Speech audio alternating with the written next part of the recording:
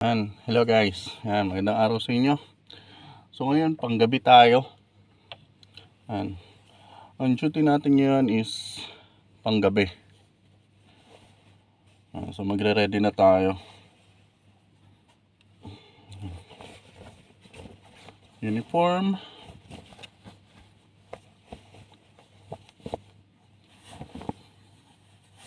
Dito sa home care guys, pag nasa home care kayo, kasi hindi naman fix yung mga schedule kasi. Siyempre palitan, ganun. Maliban na lang kung 24 hours ka sa patient. Kasi may mga ganun na home care yung pinapa-stay yung yung mga nurse sa bahay mismo ng patient. Tapos duty sila 24 hours. Pero syempre matutulog din, may rin yun, may pahinga. Pero may ganun talaga, 24 hours tapos tuloy-tuloy yun, minsan 1 week. Depende sa patient kasi may mga VIP na patient yung ayaw nila ng palabas-labas yung mga nurses. Syempre yung mga, di ba yung mga kasambahay, hindi yan pinapalabas ng bahay minsan. So sa 1 week may day off lang na isa or minsan wala pa nga. Ganon din yung mga home care. May mga home care nurse na ganon. Pero dito sa company namin, yung sa napasukan, hindi naman siya stay out kasi kami.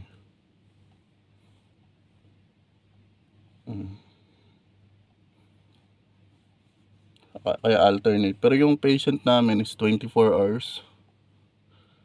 24 oras din yung patient. Pero sa patient namin, 3 kasi kaming nurse. Bali, sa isang araw, 2 nurse, tapos yung isa naka-day off. Kasi kada week, 2 yung day off namin.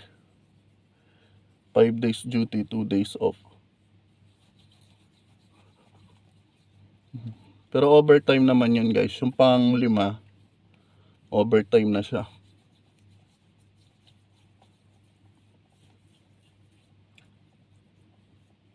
Kasi dapat dati kasi yung sa dating company, 4 days duty, tapos 2 days off. Bali ganun pa rin naman yun, 5 days duty every week.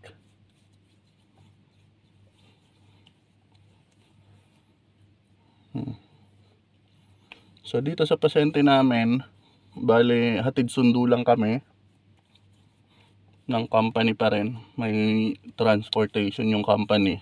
So hatid sundo kami. Ngayon panggabi ako.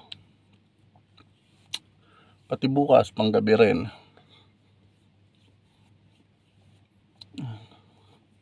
So ready tayo. So ito pa rin yung cream. Yan. Cream pa rin yung ilalagay natin sa mukha. Tapos syempre, lalagay pa rin tayo ng wax sa buhok. Napaka-importante na itong wax sa buhok guys kasi lagi tayong fresh tingnan. Hindi nagugulo yung buhok natin sa duty. Kahit mahaba na yung buhok natin, hindi pa rin siya nagugulo. Kaya napaka-importante may tayo sa buhok, may panlagay.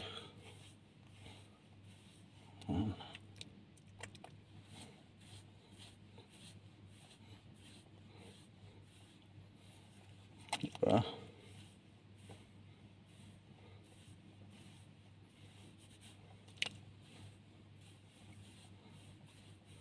So nagtatanong kung saan to mabibili?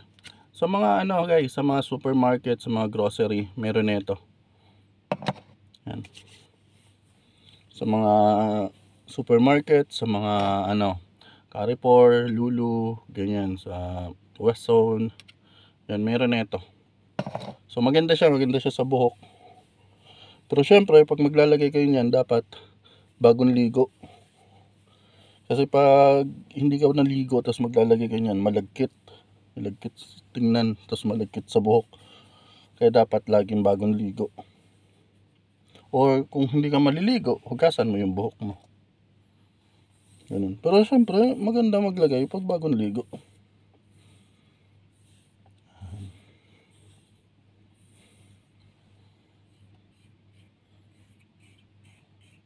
Tapos susuklayin mo ng maayos yung buhok mo. Sabi ng asawa ko para daw Rizal. Pero syempre kailangan natin ayusin kasi nga kailangan maayos tingnan yung buhok. Kasi dito pala guys sa home care, kasi may evaluation yan eh. Tinatanong din yung mga family. Nagkakaroon kasi ng evaluation para sa performance mo. So tinatanong yan ng company, yung family, kung kamusta ba yung mo, appearance mo, yung kung malinis ka ba tingnan, yung uniform mo, kung nakaplansya ba, ganyan.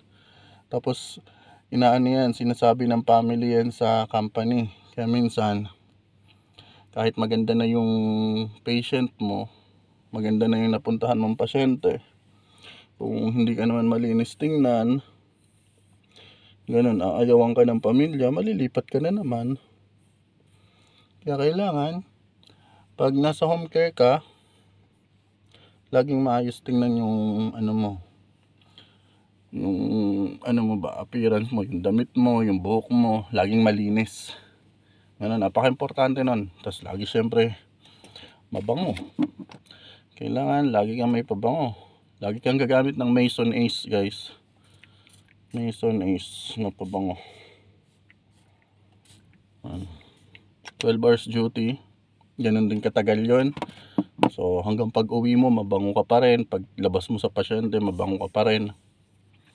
Yan. Ganun lang yan. Yan. So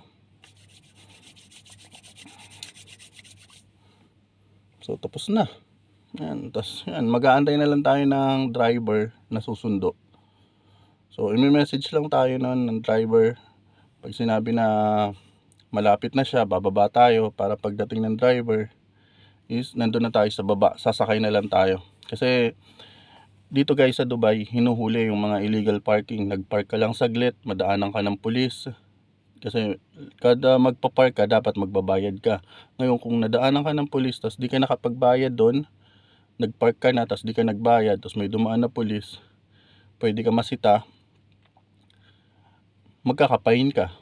So kailangan pag message ng driver na malapit na siya, bababa ka na para pagdating niya mismo sasakay ka na lang, dire-diretso na yon hanggang sa patient na yon. Kasi kawawa din yung mga driver guys pag nagpapain sila.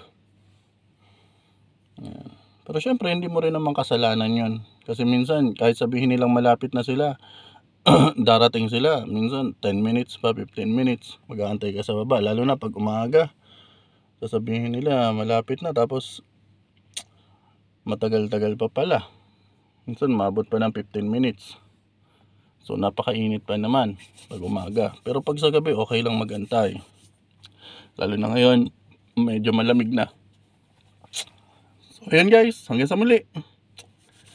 Yan, sa mga nagtatanong, comment lang kayo sa baba. Hanggang sa muli.